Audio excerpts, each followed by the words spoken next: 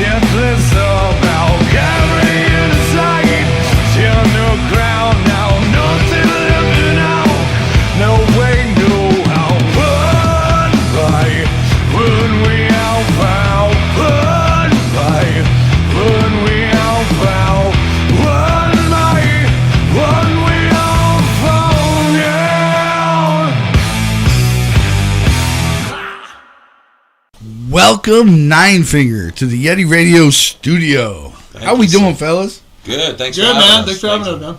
How was that trip? Oh, gosh. Fantastic. Fantastic. Long. Across the desert. Getting out of Cali was the toughest part. Yeah. Right. Those people in L.A. know what you're talking about. Okay, we got Mr. Mike Winnie from Scottsdale. We got Mr. Joshua from originally from New England. Yes, sir. And Buddha's from the L.A. scene. And Ian, where are you from? I'm from Massachusetts. You're from Massachusetts. All got right. A large representation of New England. I see that. And Taking over the world. I did get to meet some friends up in that neck of the woods and got to spend some time up there not too long ago. So that's kind of weird paths crossing, kind of, sort of. Good people. Absolutely. So let's see. You guys have played at the Whiskey, the Viper. You've been on 95.5 KLOS. You've toured the West Coast in Arizona. You've done a lot of shows for the military. Thank you very much.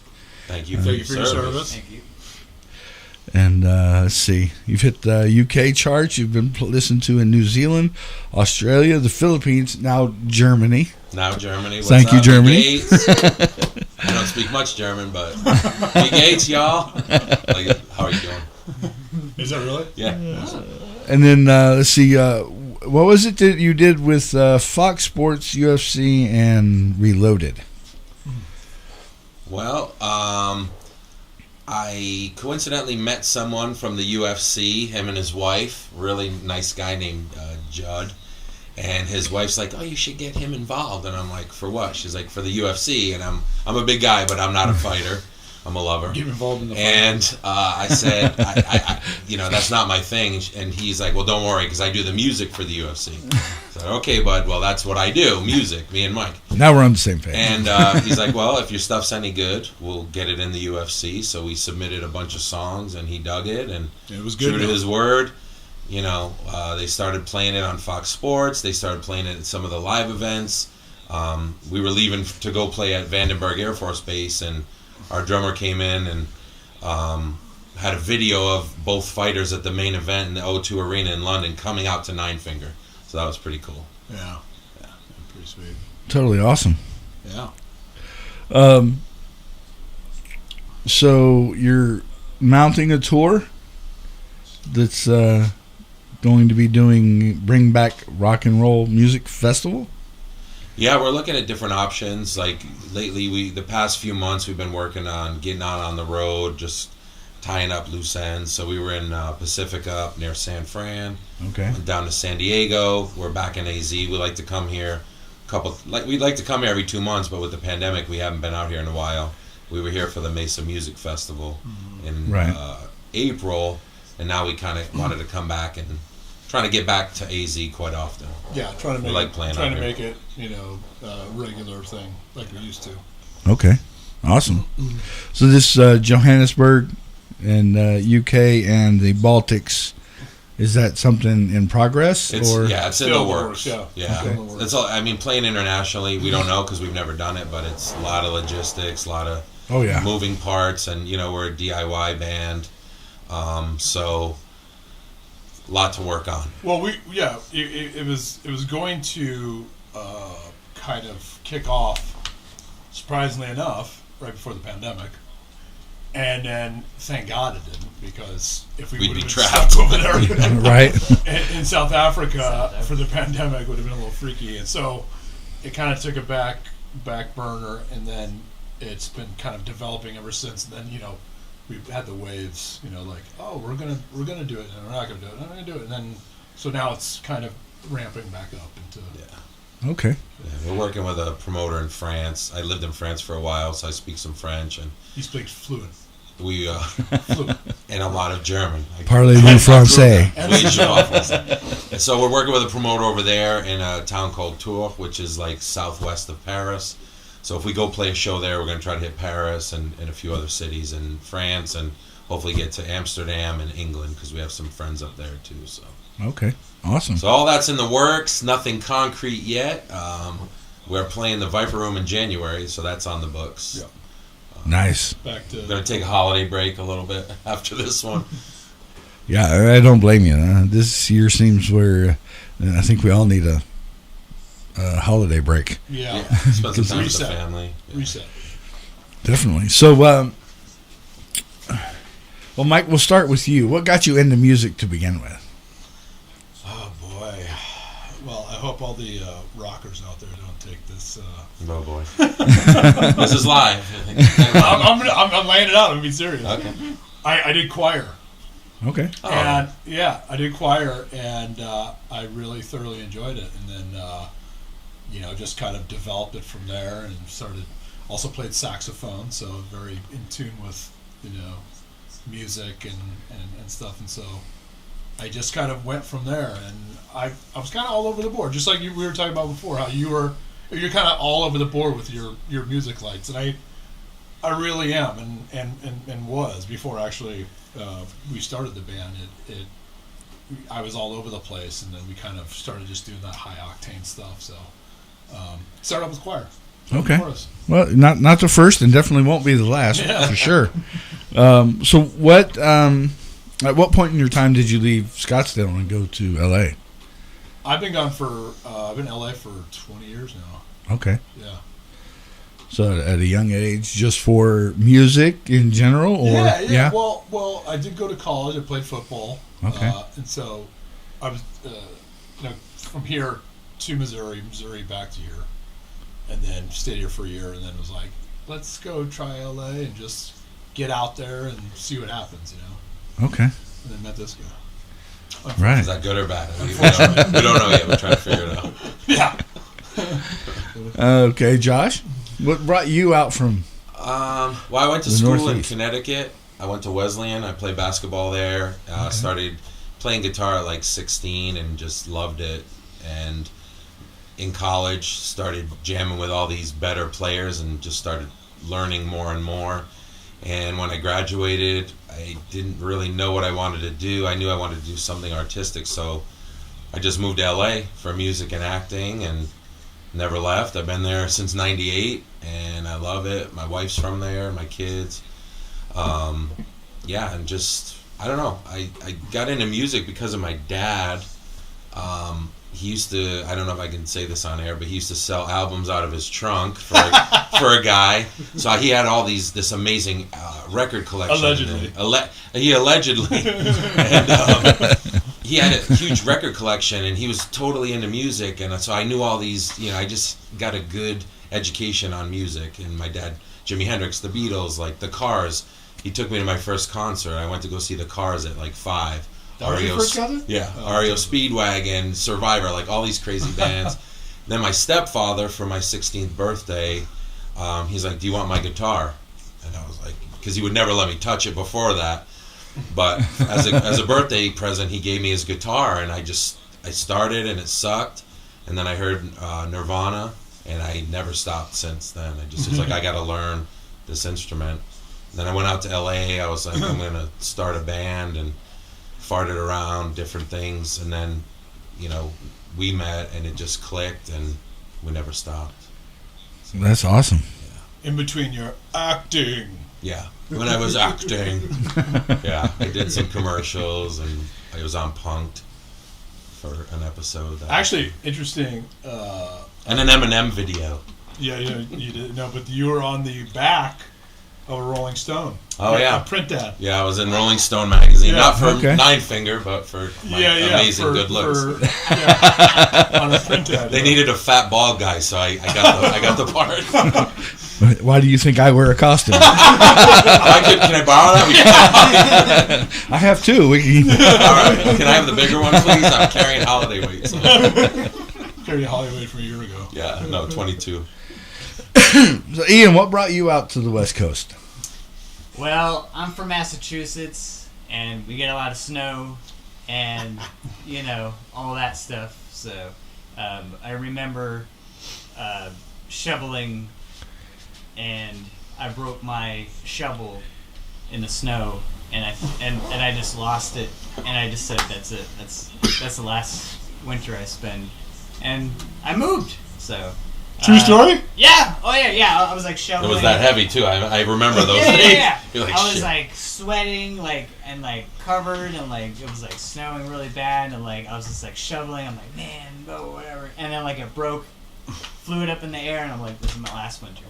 So. You're like, I'm going as far as I can from this place, and you're the oh yeah, totally that was 2013, and I moved out here twice. Didn't do so good the first time, but second time. Was the charmer? Oh yeah, second time the charm. So yeah.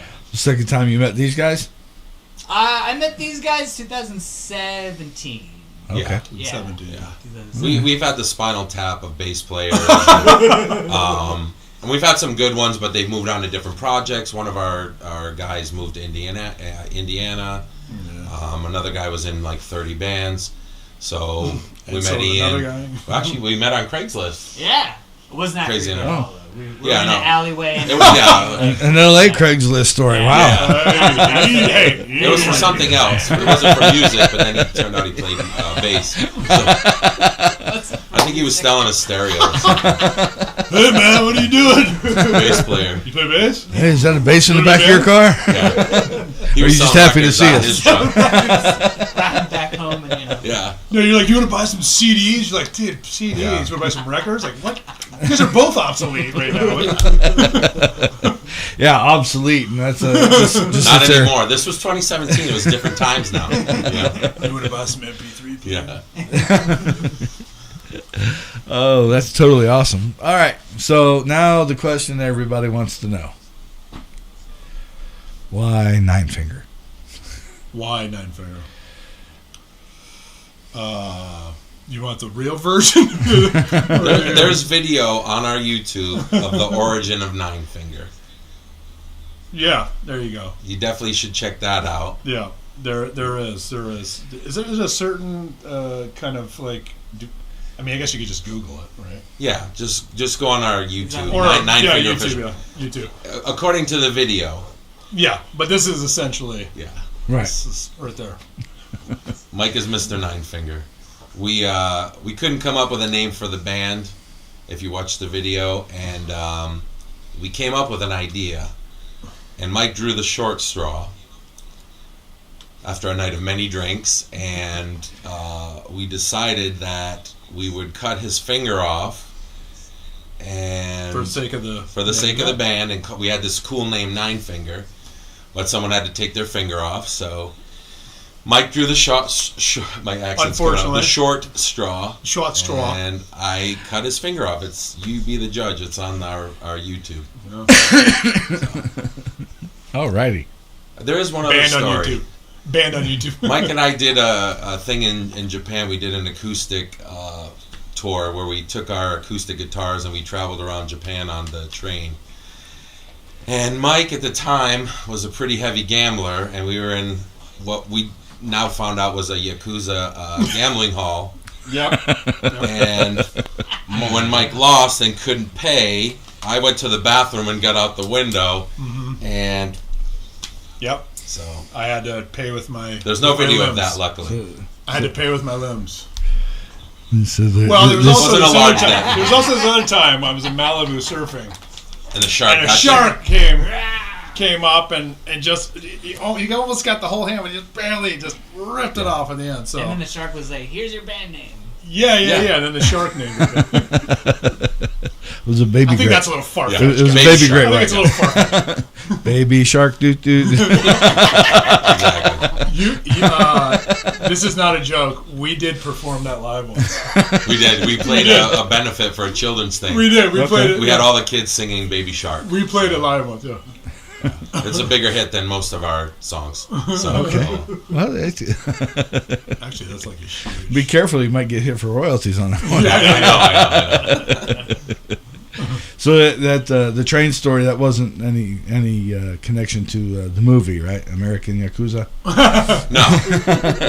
That's an original. Are we still dealing with trademarking and copywriting? Yeah. No, nothing to do with that.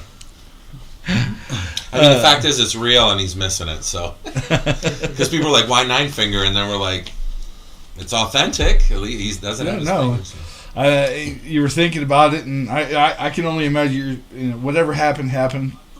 But you're sitting there trying to think of a name for the band, and he goes, "Wait a minute! Yeah, there's the answer. light There show. it is." Yeah, man, I give There it is. I like that. I like that. I like that. We'll stick with that version. It was an epiphany from above. God damn it! What are we gonna? Yes. So, what's been some of your biggest highlights so far? Because you've been playing together since. Oh God, yeah. 2004. Mike and I. We were just talking about that. Yeah. Well, I think it was pretty cool to see one of our songs like playing, on TV during a UFC match. You guy coming out, getting ready for his fight, and there it is playing, pretty epic, Oh, like, definitely. Holy shit, that's me. That's us. That's great, Yeah. Our drummer Buddha is Filipino. His cousins live in Manila, and we were on the radio there, and they were blowing him up like, we heard NINEFINGER on the radio. Yeah. And we're like, yeah, That's right, cool, you're too. right. 'Cause, people say stuff, you're like, yeah, right, it's not happening. But they send them the little videos, and we're like, wow, they're really playing it. So same with me. I mean, you write these songs in your underwear in your little apartment, and then you meet a guy who wants to sing in his underwear. Sing in his underwear with you. And then when we move with you, putting clothes on. Wait a minute. No, you write these songs, and then we started playing them out, and people responded to them, and that's the ultimate, form of flattery. It's like people are like, you guys are great, we love the songs, and building a crowd and playing these shows, and then probably for me, one of them is playing the Whiskey for the first time, just because of the history. And, the guys literally said to us, they're like, are you guys all right? And we're like, what's up? We're not being cool. They're like, you're like 5-year-old kids. Because we were so happy to be there and so honored to play at the Whiskey. And these guys were like, like people come in there with attitudes or don't appreciate it. We just always have. Every show we play. Yeah. I love, we really do like playing live, though. I think that's what we're, strive as being a live band, and hopefully you get to see the show tonight, and you can make your own judgment. Judge for yourself. Yeah. But the Whiskey was awesome. That was pretty epic. You walk in there and you just have this feeling. Yeah. You ever been? No, and I was supposed to go next week, and that just got pulled out from underneath me. So oh no! Oh, you got to come when we play. I just got some family stuff that I got to help take care of and whatnot. And it's not a big issue, it's, taking care of business. But I was really looking forward to it, and it's just man, one of my many bucket lists. You got to do it. You were specifically going to LA to go to the Whiskey. Yeah. And we've been playing there for quite a while, and they love us down there. The last show, they gave us like a really huge compliment. So to be able to, be part of the LA music scene for 20 years and have people, at these iconic places appreciate us is great. Absolutely amazing. It's awesome. Yeah. So what inspires you for writing your music? Where do you get most of your inspiration from? I can only imagine. Heartache, women, love. What do we write about? I don't even know. It's most of it, a lot of it in the early days was like bad relationships or heartaches. And, typical rock stuff. Yeah, I mean that's what a lot of them are. But we wrote a song about a drifter on the road. Yeah, drifter. Death Valley. A washing machine. Yeah, that's a good one. Our song Speed Queen at my old apartment where he used to come and write. I had a riff, and one of my what was it the washer, right? Yeah, the washing machine was Speed Queen. It's called Speed Queens, like in the Yeah. Laundry room where there's Speed Queens. They still make them. Yeah, they're around. So it was like the first line was, "She was my Speed Queen." You know what I mean? And we turned Speed Queen, the washer, into this fictional drug-fueled woman. That's crazy. Yeah, and had a tumultuous relationship, and she drives off into the sunset. You've been in a laundromat? Might have been fitting. Yeah, you see some of them. Yeah, right. Yeah. Depending on what time of the day or night that you go. Well, yes, and that varies quite drastically. Yeah, exactly. What city? So, who are some of your musical influences? Well, God, it's all over the place. But I think one of the reasons why Josh and I kind of gelled was we really kind of really liked that grunge kind of era. So he said before something about Nirvana, and I was really into like STP and Soundgarden, and that whole thing there that we kind of bonded on. But I also I see on the wall Def Leppard and Bon Jovi. That was, it's good times as well. So you can pull from a little bit of, everything. Yeah, same for me. Like 90s alternative rock was my era. That's when I started playing guitar. My all-time favorite band is The Doors. So playing at the Whiskey was extra special. Right. But I just love the darkness of the lyrics and the music and the mood and the guitar player. I love Robbie Krieger. Obviously, Nirvana is why I play guitar. Because I heard those songs, I was just like, I need to learn guitar. But I love Jane's Addiction, Nine Inch Nails. I love U2. I just went to see them in Vegas, which was mind-blowing. You went to the Sphere. Yeah. And I love dub reggae, of all things. That's probably one of my favorite genres, but I like instrumental, like reggae. So, which we're all over the board. Our drummer, he loves K-pop, and he loves dub too, so we click on that, and he loves funk, and so you take all these what's elements. up, man? What up, B? What about you? Oh no, it's like everywhere. I could go from Megadeth to U2 to Aerosmith to Rod Stewart. That kind of goes back to my mom and I would play kind of like rock Jeopardy when when she would drive me to school. Like a song would come on and she would be like, "Who's this?" And I'd be like, "That's Creedence." And she'd be like, "Oh, okay." And then the next song would start and 5 seconds later she'd be like, "What's that?" Like, "Oh, that's Aerosmith." So you're like Michael Bolton. Michael Bolton. Yanni. Oh yeah, that's the sax guy. Yeah. But yeah, no, pretty much everything. I definitely started with rock, AC/DC and all that kind of stuff. Yeah. But then when I really got into Megadeth and kind of that thrashy stuff, but then it's I just go back to rock. I just go back to my roots. So Awesome. So do you have any off-the-wall pre-show rituals? Green candy. Oh yeah, yeah. My roadie over there likes to separate all the candies into the green. Green M&Ms, green dots, green gum. Green No, gum. he did do it. He did do it, but That's the running joke about the writer. Only green M&Ms. So he made a fanboy plate of green for Mike. yeah. But then Mike, you really enjoyed it though. You were all I saying, did kind of I do enjoy like it. the green. I did kind of enjoy it. Thank you. I believe it was Aerosmith that had all the green ones Oh, was it removed. Aerosmith? I couldn't remember which band. They had them taken out. I'm very active, I guess, on stage. So I'm I like to kind of, I don't know, just get a little, get pumped up a little bit, and then also kind of zen out a little bit as well. So, but nothing crazy having a Sherpa or my Buddhist monk come in and sit with me or anything. I would need one. I wouldn't mind one. Yeah. Yeah, it's weird. We play loud, obnoxious rock, but I like quiet and calm before the storm. Yeah. Do some warm-up Zero exercises on my guitar, but for the most part, yeah. It's pretty boring. We should make something up. We like to break stuff and Like a drink a fifth of Jack. yeah, go to the hotel room and smash it. Smoke cigarettes and lift Yeah. weights. Yeah, we'll do a lot of lifting weights before the show. What's your favorite song to perform? My favorite song, NINEFINGER or in general? NINEFINGER would be Conditioner. Okay. So check that out. My favorite cover, I don't know, man. We play a lot of cool stuff. Yeah. Tonight we're going to be playing Ace of Spades. Okay. So really like that one, High Octane. Also we do, I don't know if it's my favorite, but it's a fan favorite. Yeah. Oh, I was gonna Killing say. in the Name of, by Rage. Yeah, that's become like a epic closer of ours. Yeah. And when we don't play it, people are mad at us. So we kind of I don't know. We try to take covers and make them our own. Yeah, of course. I'm intrigued by this because I don't know these answers from him either. You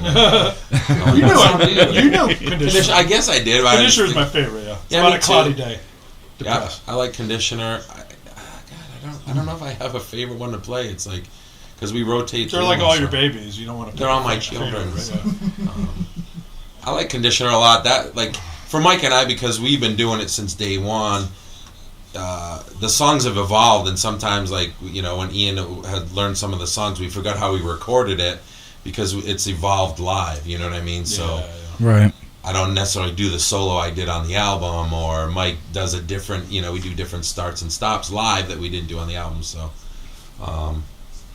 favorite cover, probably the Rage one, just because of what that's become. Because of what you get back. What we get back from that one. I don't know. Gosh, that's a great question. Yeah, I never actually thought about the cover. Like I said, Conditioner, but I never thought about the cover. What's your favorite? Oh my god. Okay, so like lately it's been Can't Catch Her. Oh yeah, you like that one. Like Yeah, okay. I think that's like That's a newer song of ours. yeah. We're playing it's that like, tonight. Are we? I I don't think we are. Never mind. Check it out on Spotify. Never mind. Yeah, I mean, but go to Use- Spotify. I mean, we could. I mean, We could throw it in there. Yeah. or like Stop Trying. Yeah. Like I think That's we'll play Yeah. that tonight. Yeah, our latest a group of songs is you know, we're evolving. We try to, but stay, you know, true to our roots. And so some of this new batch of songs that we have are really fun to play. Stop Trying is a really good one to play live. And our roadie fanboy over there loves that one. Those green M&Ms. Where's your favorite place to perform that you have performed at so far? Well, Arizona, of course. Yes. Absolutely. Actually, I do, in all sincerity, I love playing here. Yeah, I We do have too. A Well- lot of friends, a lot of fans here. We love the shows here. yeah, I don't know what it's called now, but we played the Marquee. Still the Marquee. Is it Marquee still the Theater. Marquee? That was awesome. That was freaking awesome. Yeah, that was a cool spot. That was like we're moving up to bigger and better venues. Yeah. Right. I'm excited to play tonight at the 44. It's voted best in Phoenix. I'm not trying to plug the show, but for real, Plug like, the show. we're excited. They had some really cool bands there last night that we're familiar with from LA, and so yeah. Last night was a long night. Did you see the Burning Witches? Yes. Yeah, they're awesome. And, it was really awesome. And I mean, in LA, playing the Viper Room, playing Whiskey, the old knitting factory that was there, like, Oh yeah. you know, every time you're like, I'm on the Up stage and down of the greatness, street. you know, so. And some of the bass shows, because we come in and you're like, there's no stage, there's nothing, but we set up and you rock their little, you know, club and just blow it out. Some of those shows can be the best ones, you know. Right, definitely. I guess they all have their own little characteristics about them that were cool. But Lava Lounge. I used to be the bouncer there. We were the house band there for a while. We'd play there once a month. It was an old dive Dive tiki place, bar yeah. in Hollywood, yeah, and we would play Okay. there once a month and cut do our teeth. epic Halloween shows there and stuff. Kind of sounds like I need to spend more than one night. You do? Well, you You better let spend us like know a when week. you're coming to town. You may not leave. Oh. If you could play anywhere in the world, Oh wow. Your questions are too deep.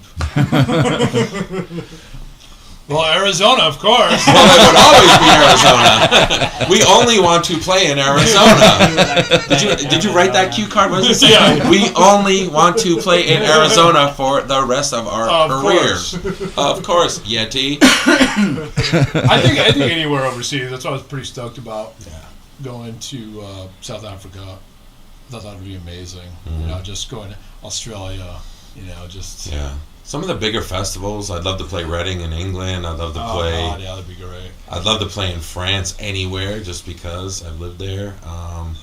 Some Wembley of the Stadium? Is that so? yeah, Wembley. We would love to do any show at Wembley. You know, if you guys can like book us. Yeah, book us with Oasis and the Foo Fighters, and we'll let them open, and then we close. And let's go do Hellfest in France. France, yeah. I've been in contact with those guys. I would Yeah. love to do that. Like, that'd be so great. That would be awesome.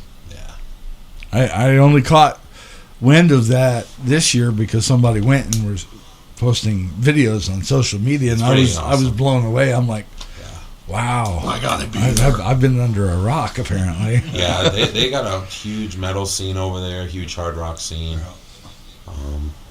Yeah. So what's the craziest thing that's ever happened during a show? Oh no! Can we say this on air? Absolutely. Yeah. All right. Anything, Say it. right? We're on the Say internet. We're not governed by the Tell it. FCC. Oh boy. Should I give the punchline or should I tell the story? Tell the story. All right. So we were playing. We're talking about the up in Whispers. Yeah. Yeah. Okay. Yeah, because there's a couple of them, but There's a couple. the best one is we were playing in LA, and we're doing our thing and we're rocking out, and all of a sudden somebody kind of looks over and it's kind of like commotion basically on the side of the stage, and then we start to smell something. So Oh boy. we all kind of, did we finish the song? I think we finished the song. Yeah. And it turns out that we were rocking so hard some dude shit his pants. And he Right had next to shorts the- on. Right next to the, I think he had pants on. Oh, and it went- rolled. It made it out. It was magic. It was. it magic. rolled down his leg onto the floor. Yeah. And he got embarrassed. Scared, He just ran booked out. out. So we literally, somebody had to come over and pick up We rocked the Shit. shit out of somebody. Yeah. before we played the next song. Yeah, we basically rocked the shit out of this guy. Nice. Yeah, that's pretty cool. I've seen the shit knocked out of somebody, but This is similar. Not rocked. now we got rock this shit. We out knew of we it. were onto something with our songs. Absolutely. Making people shit themselves. Right? Well, I just happened to catch a video not too long ago, Lady Gaga, and she's on stage, and she stopped. They were doing a sound check. She stopped, turned around. You bring the bass down a little bit. I'm getting a little nauseous. Oh, shoot. She goes, no. You keep that up, I'm going to have a fucking orgasm. Oh, Oh my god! And I was that's not like, good, Ian. Thanks, man. This is on on social media, I was like, wow, that's some bass. Yeah. Start with the bass. You're also like, It's all about the bass. I mean, new strings. Turn it up. No treble. Ooh. what was that? Remember the Howard Stern private part? Oh, she yeah, sits with the on the speaker. subwoofer. yeah, yeah. and it was a real story where he sat. Yeah, and he She said, "Again, he would go." had an orgasm.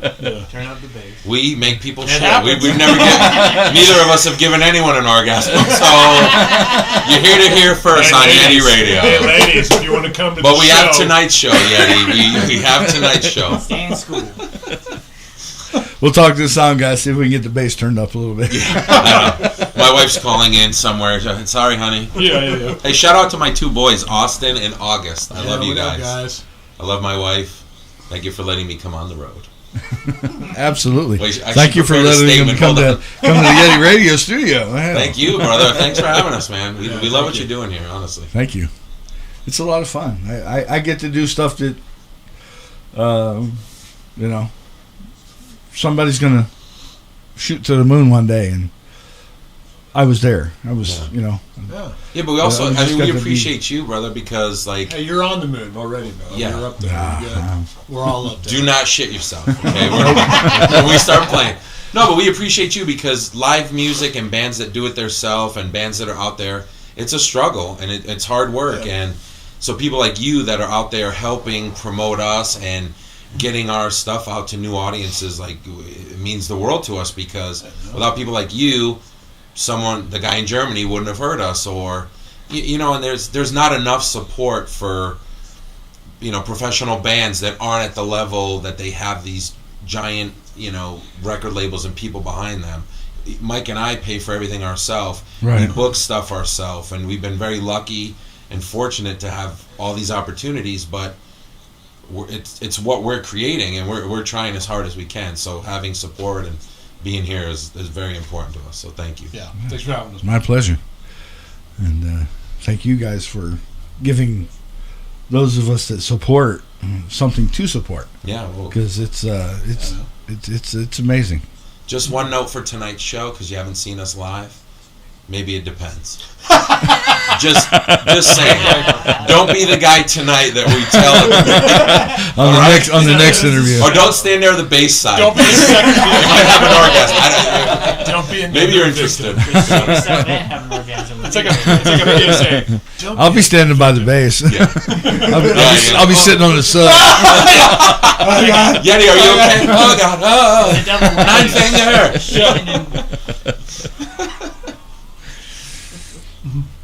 If you could collaborate with anybody, bring them back. Oh my gosh! Besides, Because you two are going on 20 years. Yeah. So it's not who do you want to play with. Right. It's or who do you want to open for. It's who do you want to collaborate with. Yeah, I know. That's tough, man. I've never even. I mean, it would be iconic even doing, except it's like you're talking about dead or alive. Or That's a good song. You said you can bring them back. I Dream of Jeannie. Jeez. I would do you too. I would love to work with The Edge and Bono. I mean, that would be like, and I'd have to take a minute to calm my nerves. But I mean, I would love to do something with Lady Gaga. I would, Beyonce. I mean, it sounds easy to say that, but like, Not me. any of those amazing singers, anybody, Elton John, Yeah, dude, like the Beatles would be Yeah. amazing. Nine Inch Nails. I'd love to do a Nine Inch Nails remix of one of our tunes. I would love, Foo Fighters. That'd be awesome. Soundgarden, SCP, obviously. Queens of the Stone Age. I mean, I was kind of very lucky to work with one gentleman that was from Megadeth, and that was Nick Menza. Oh yeah. And spending time with him, was a very great learning experience, and I think that was one of the people that I've worked with. That was a real shocker, and that was a real honor. So working with him was like, I don't know, that was like Pinnacle. Pinnacle. I'd love to sit down with McCartney and write a couple extra, right? Yeah, Well, I was going to say specifically McCartney, but Beatles, if we could bring him back. Yeah. Beatles. Michael, play one tune. Oh, yeah. Ring your bird. Oh man. How about you? Oh. Anybody, bring him back.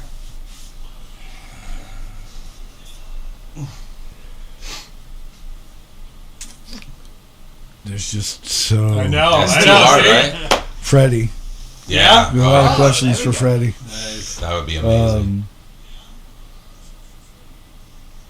Yeah, there's too many. I There's know. too many, man. It is. It's tough. There's a couple on the wall. I'm trying to see if I can get finagled in here. But Yeah, there you go. Yeah. I got to wait for him to get on this side of the country. Which ones? like Tommy Lee. I'm gonna think about this literally, and I'm I know. Damn, I should have said that. Damn, I know. should have said that. Right? Yeah. Because there's too many. There's just too many. Yeah, it's just phenomenal, the artistry and talent and just amazing.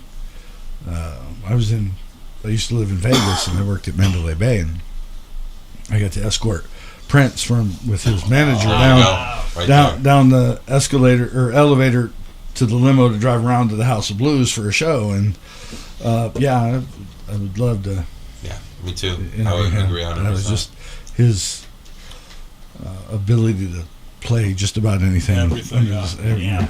Just Incredible. crazy. I got a buddy who actually got a chance to see him like at a small, little tiny like private event where he just went around like something almost like maybe like twice this room, and he just did his thing and sang some songs and played every instrument. Can you imagine just like right there listening to that genius like do everything? It's pretty cool. He told me Prince DJ. Oh yeah. Huge Prince. Well, and again, part of what I do is we're also in an extremely intimate setting Yeah. that will go down in our history books. I didn't know what a pop-up was. And one of the bands I know did a pop-up. And I'm like, well, I like them, so I'm going to go see what a pop-up is. And there was like 10 or 15 of us in the room. And Yeah. Yeah, they that's just awesome. played their hearts out. Yeah. And Yeah. it was a blast. I'm like, something like that you'll never forget. Yeah. You know, We were even though you go to a big stadium tour, you're not going to forget that either. But I think the intimate setting shows are Yep. phenomenal, especially if it's before they get to that level. You know, and Yeah, we talked about that today. We were talking about like stage sizes of all things, and tonight's stage is pretty big. Yeah, it's gonna be so. But just like, you know, there's the difference of seeing a band in the stadium. I saw you two at the Sphere. I was 10 rows back, so I've seen you two in the stadium. I've seen it when I'm super broke and I'm sitting at the top of the stadium, and you can't even tell it's a band. And there's just so many different aspects. You know, that Epic Stadium show was incredible and mind-blowing, but then you see a little intimate thing, and that's incredible too. And you know, I think one of my absolute highlights of this same situation, it was, what was the album we saw the Foo Fighters, that warm-up show at? it was that double album, In Your Honor, and we saw him at Paladino. He had like an inside track about they were doing this like pop-up, like literally there were bands lined up that night, and he's like, and Foo Fighters like, can we jump in and just play our stuff for a tour? Probably like a 200-seater. 200-seater. Which we played there too. Yeah. It's called Paladinos. It's called something else, or maybe it's closed now. But Foo Fighters, you know, and literally it was funny because, like, you know, these guys who I don't know how long they've been together, played shows. He's like, get ready for Foo Fighters. Yeah. Like, they're surprised. Like they just played out. I guess the Foo Fighters, and they came out and just like they played for like 2 hours too, because Yeah, they were getting it was ready to just go like- on tour. And it was just needed a warm-up. 200, yeah, like 200, like standing room only 200 people, maybe 100. it was awesome. Yeah, That was a great show. Yeah, definitely. That sounds crazy. Well, let's get to the intermission real quick. And we're going to take a little song break. Here's some more Nine Finger for you right here on the Yeti Radio. Here's 420. Yeah, this one's called 420. It has nothing to do with what you're thinking about.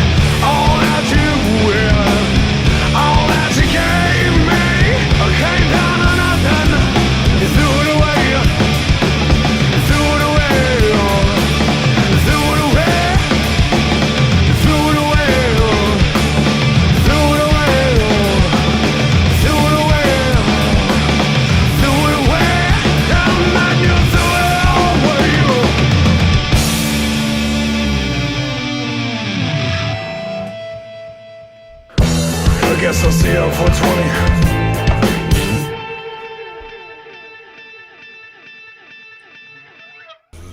So I guess we'll see you at 420. So what's 420? Well, we know Since what it's not 420 420. is. Yeah, we know what 420 is. Come on. Okay, your version of 420, since it's not what we think it is. That's this one's story here. So I'll let him. Well, I mentioned this to you in the break that's the first like 9-finger riff, if you will, that I ever wrote. And so I was jamming on a lot of these tunes before I met Mike, so I was just like starting to write lyrics and stuff, and just wrote it about a relationship where things just weren't going right. Let's just after all these years, we'll just say politely. And she liked to smoke weed a lot, and I didn't. I was gonna say, you think she's listening? I don't know. Maybe. Yeah, just like you take a situation and then we would try to like blow it up. So it's like, oh, my girlfriend does this, and then let's blow it up into a song and make it dramatic. And Okay. Do you Very want cool. to elaborate on it at all? I can't. Well, the funny thing about the guys I was jamming with before Mike, we didn't have a name, and we were going to play, one of the guys, I guess you could say it now, he ran a grow shop and he sold weed. And so we were going to play at this like 420 festival. So I just started writing down song titles. We were just going to go down there and jam, and we had some songs. We were going to play a bunch of instrumentals. And I started writing down titles. I can't even remember. One was like Bong Rip. And they were all like weed related because it was a weed thing, right? Right. And one of them I wrote was 420 and then in parentheses and then some, because everyone has those parentheses songs. And we're like, we like that title. And so then I wrote this other riff that's the riff and started writing the lyrics off of that. So. Okay. And I met Mike, and he was like, kind enough to sing it. Nice. Make it his own and add and Put my passion behind it. put his passion. And feel what you're feeling. Feel it. And I wrote the lyrics on the way to Japan on the plane. Oh, wow. Funny things you remember. But it's weird how things happen in the music industry, period. Because, people talk about the right players. Like, you two are the steadfast for 9-finger. And, whether it's a drummer or whether it's another bass player or the right person for a song, the chemistry, the whole makeup of the whole thing. It's just phenomenal to listen to some of those stories, how they come to a head, and you see how it finally transpired, and to get the insight like we do here. That's what this is for, so people can learn about you and from you, and it's just amazing to hear those stories.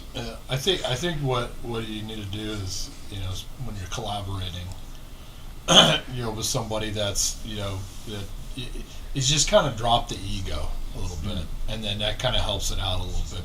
You can bring a little bit of your ego into it and put a little flavor and stuff, but drop the ego and just listen to what the other person has to say, and you do your thing, you sprinkle it in, and meet in the middle, or maybe you want to go all one person's side or another person's side. But I think it happens. There's too many people that are coming in like, no, I'm doing it this way, I'm doing it this way, and that's kind of what we never had.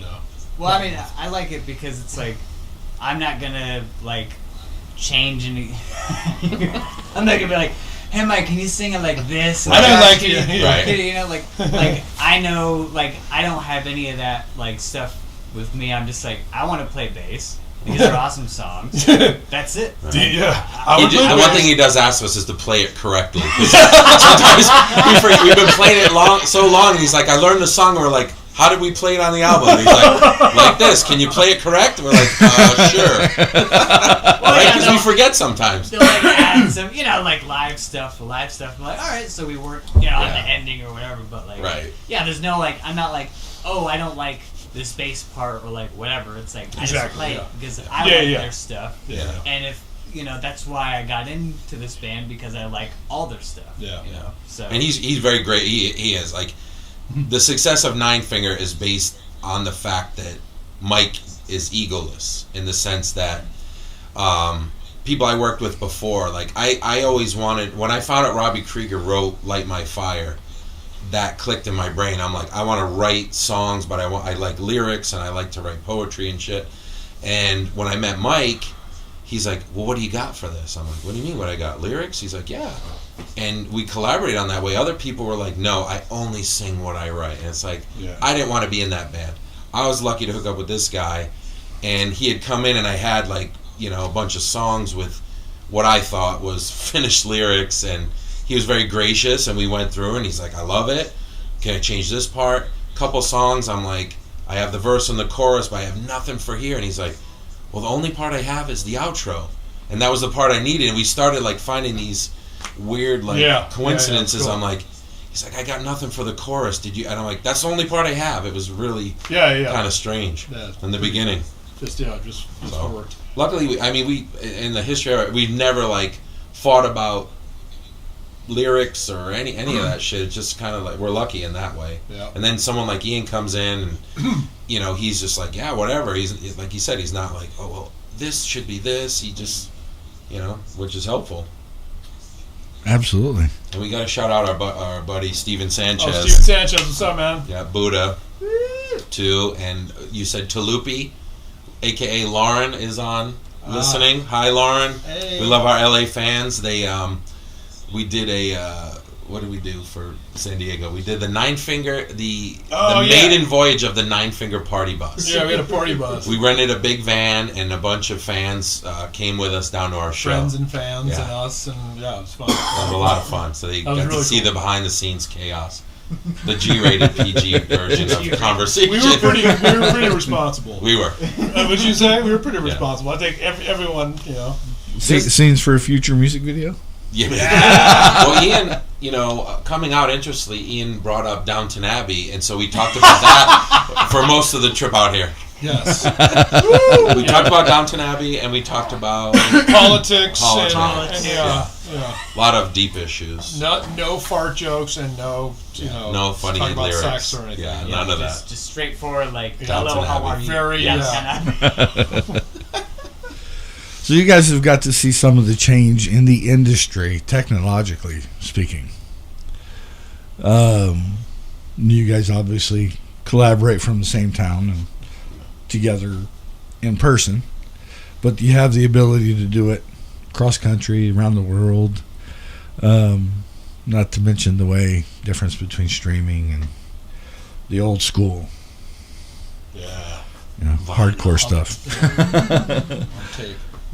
What's your take on the industry and where it's going?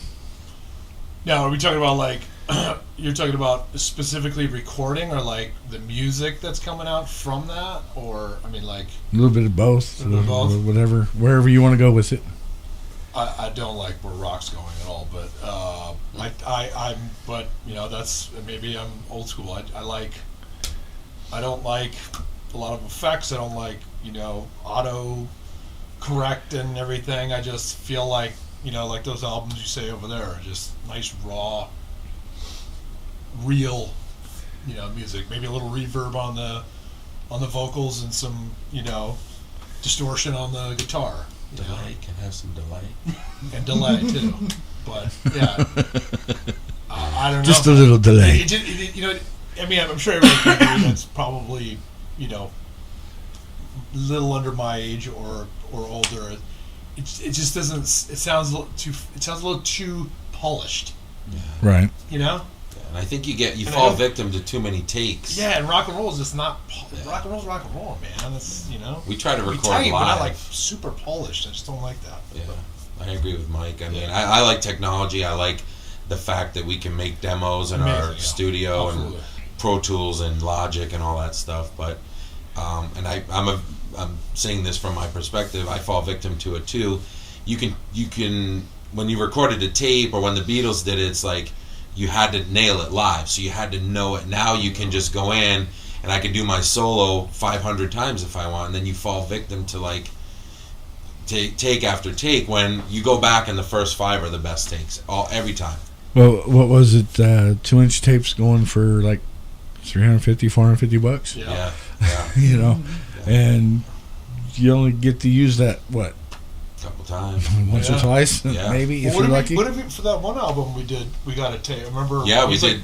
like- Our producer was working with this guy, Bert, who was an engineer, and he wanted to record some of it on tape, then process it. It came out great. So it was funny because he was like, we're obviously financing and stuff, and he says, well, I want to do the tape, and we're like, cool, sounds great. He's like, all right, pricey. So go pick up the tape at this place, and I went and picked it up, and I was like, God, that much? Yeah. So, but luckily we did, because we actually saved some stuff that we could have lost. Yeah, we have another thing too.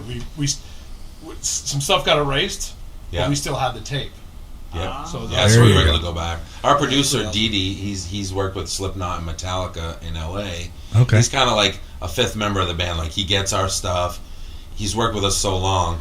But when we first went in to record, because it's by the hour, we were so tight and recorded those songs and had been playing them out for months that we went in and we got them on 1 or 2 takes. Yeah. And so when we record, we always try to go in and we rehearse the shit out of them with the click, and we know the tempos. So when we go in, we record the drums live, and we do bass and guitar. Everything, you get that live sound feel, rather than, okay, the drums, and then the bass, and then, I do some of my guitar work alone, he does his stuff.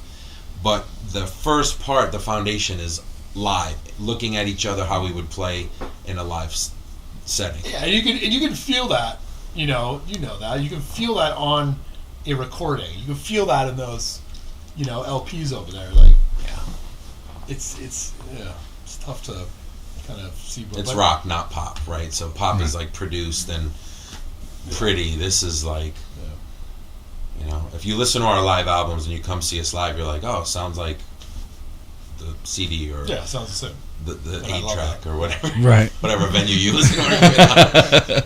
Well, I'm waiting to get my hands on some 8-tracks because I do have an 8-track player to put in system. I think when's our 8-tracks coming out? We're dropping our 8-track single 2024. I think they have a good deal on 8-track tapes because they're only like $50 each. Yeah, and then we got to put the music on there. So you can listen to it for free, or you can spend $75 to buy our 8-track. Your choice. We prefer the 8-track because Mike autographed it.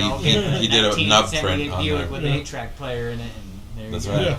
Yeah. Well, when I used to do my shows, the other stations that I was with, I had people that came to my show just because I played vinyl. Yeah. I got 2 tables. Vinyl's huge again, but that's reviving the industry. Like, album sales are through the roof.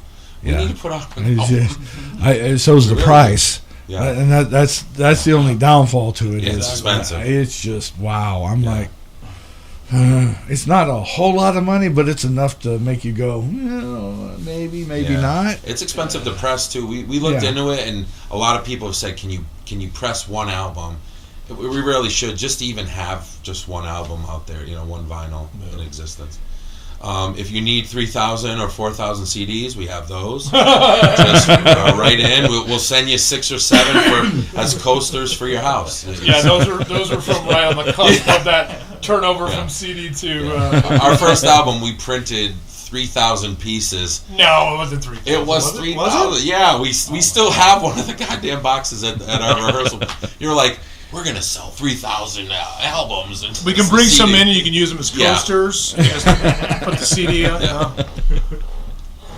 We did manage to get rid of a lot of them, but we still have some. Yeah. It's a lot. We're, especially with Spotify and everything now. It's like, oh, yeah. Did you see the thing with Weird Al and 80 million plays and $12? I want to know how. Is that true, or is he joking? Yeah, I don't know. It's got to be a little bit more than that, but... Well, I did some research at one point, just because I was trying to figure out the difference between Spotify and Apple Music. Right. And Apple Music only being the baby and not having the analytics that Spotify does yet. It's work in progress, obviously, but I found out that supposedly Spotify paid 0.006 cents per 30 or 31 second play. Yeah. And then what Apple Music was 0.012. Oh, wow. And I was like, well, yeah, you'd have to take a lot of plays to actually make some money. But I'm just curious on if that was really true or Spotify is 0.006. yeah. So then for every 2, you would match Apple. Apple, yeah. Wow. Either way, it's tough. It's tough to make money off of that with that formula. I mean, Well, yeah. it's a blessing and a curse because we got people all over listening, just like this guy in Germany or person in Germany, and you get this exposure, but you're not getting anything off of it. That's tough too to keep the machine going. So. Yeah, it's true, but I think if trying to be on the positive side of things, that if you go somewhere and they've listened to you on one of the streaming platforms, and it's a different state or a different country, then they'll know you, and then they'll show up to the show. Yeah, exactly. So I'm hoping that works out in the end. In the beginning, it's not. It's not helping anybody do anything. But it's maximum exposure. Now you can kind of do your own stuff and get your stuff out there, whereas before you had no outlet. You had to rely on the big ones and get into the record stores and all that stuff. And now, we get the reports. People in Russia, people all over the place are listening to our stuff, which is amazing. Right, definitely. So, hint of a new album? Yeah, well, man, during the pandemic, we went crazy. And once, the first 3 or 4, I see Mike every day. We lived together for 15 years. And during the pandemic, I had my first kid, and I wasn't seeing him. And we were talking on the phone all the time. I interviewed him on Instagram. I was trying to do anything. We're supposed to go to South Africa. We don't go there. So and the world's just shut down. Yeah. But after 3 or 4 months, we each would be going into our headquarters, and I started looking around and pulling out all this recording shit that I had accumulated over the years, and I'm like, I'm going to make something work. So I hit him up. I'm like, dude, I think we have enough to record because we usually go to our producer's house. I'm like, we have enough in here to do our own shit. It's like, all right, let's do it. So I spent some time. I started taking classes online, learning how to be better at recording. We did some, he'd come in with a mask in the corner because it's a pretty big space. I'm in the mask with a corner at the computer. And we did some test stuff, sent it to our producer. He's like, dude, this is great. Getting the input. I can't mix and master. Getting the input side. He'd come in. I'd be like, I got this. And I would go in and record the guitars by myself. I'd send it to him. He'd work on it. That's such a pain in the ass, man. I know. It took all the fun out of what we're used just like we're talking about, we're, Yeah, the old school way. We could have been but I'm saying you could have been in Rhode Island. I could have been doing the same thing. It's a pain in the ass. But at least we were keeping the motion going, and that was the idea. And we have like 20 songs in the can that we're waiting to release and get out there and figure out. There's so much that we're trying to figure out what's the next step. Well, but also we had some stuff. So we got the drums down. We got the and some are 100% finished. And now we're working with our scratch, producer. And then of course. She's talking about our producer / engineer. He was having some family stuff, so we're kind of waiting for him to kind of get over that, and then we can go in. Because we'd also go there to do vocals. I don't think you can do. It's hard to do the vocals and send them instead of just going there and doing the booth. Yeah, it was mostly the instrument part, the guitars, bass, and drums. He mixed and mastered, then would send Mike a good mix for him to start working on his vocals. We have some half done. Short answer. We have some half done. And then we have 20 others that we want to. So new music coming soon. That's the short version. Promise. New music. Promise. And you'll hear it first here on the Yeti Radio. Well, you ready to do the surprise? Yeah, let's do it. All right. Well, these guys are going to get ready and do an acoustic song for you. A surprise? I thought you had a surprise for me. Yeah. Let me just go take the clothes off. Are we breaking or are we going right in? Oh, no. Go ahead and get set up real quick. I'm going to look this up and... Let me see here. I got to see how the guitar... I'm going to go... I'm going. Are we break? You said we're braked? Or? No. I'm just looking for... Am I good here? I need to get... It's weird, this guitar. 'Cause I was looking for the post that had everybody listed for tonight, and I can't find it. Who's the special guest that's tonight as well? Vacant Skies. Vacant Skies. Was there somebody else? Well, that's it. One of the guys got sick. Okay. Yeah, we were also going to have some other people come play with us too. That kind of some stuff happened. All right. Tonight at the 44 Sports Grill Nightlife, 44th in Peoria. NINEFINGER. We've got Vacant Skies opening up, and these guys are going to do an acoustic tune for you. Does that pick it up if I'm over here? Is that okay? Sure. That's hard. If you want to sit up on where the coasters are, Why so don't you sit you're up? a little more comfortable for your vocals. All right, and What the song name are of we the doing? song is Michael. Conditioner. My favorite. Conditioner. Conditioner. Here's NINEFINGER live in studio on the Yeti Radio with Conditioner acoustically.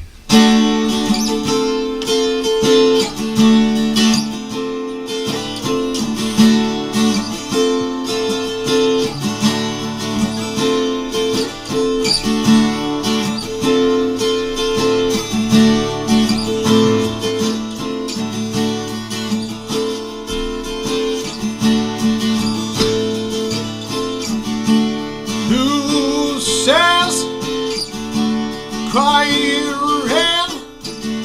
Shipwrecked on a lonely island town, lost in space, my ships are sailed. Dead silence with the chill and cold wind. Don't smell deeper hell. Brain is twisted while the chills roll down my spine. Makers came, gave it away.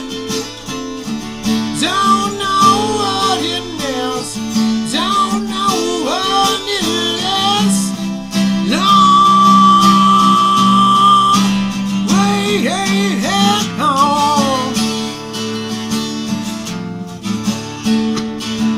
I'm a long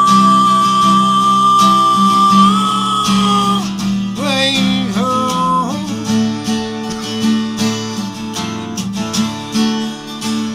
I'm a long way home.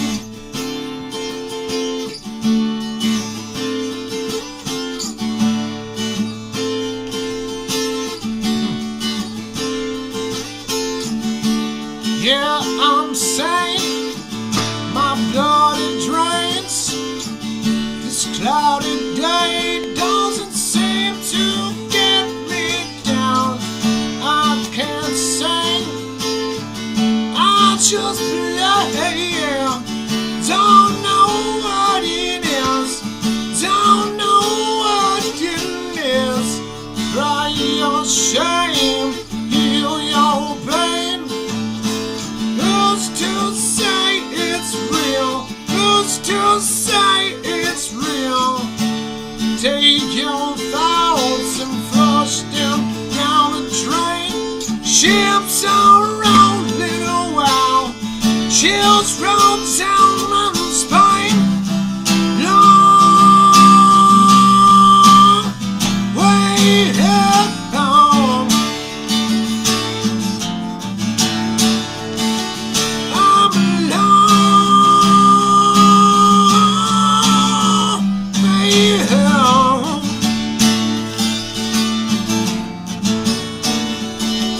I'm long way.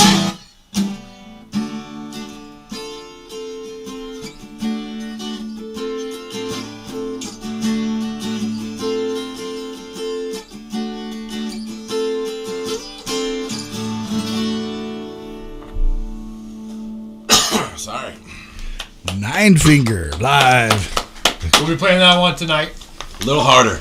A lot harder. Awesome. Looking forward to it.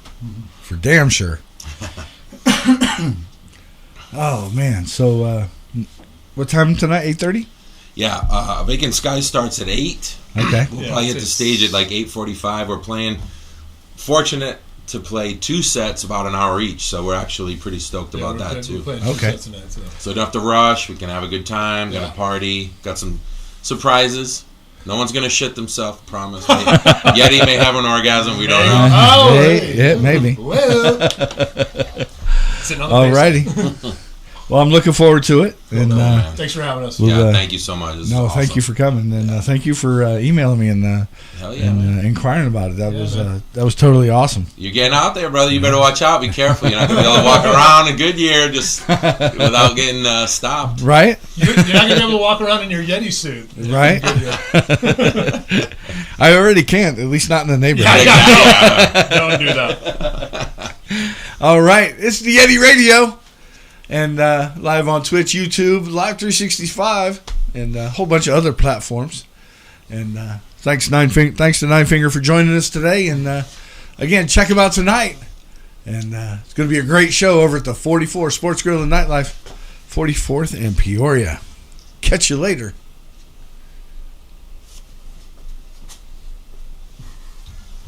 David Lee Imaging in the Titletown Music Archive. And the Live 365 app. The Yeti Radio. Powered by DavidLeeImaging.com. The Yeti. The Yeti. The Yeti. You're rocking with the Yeti. I think this guy's a couple cans short of a 6-pack. The hairiest rocker on the planet. Yes!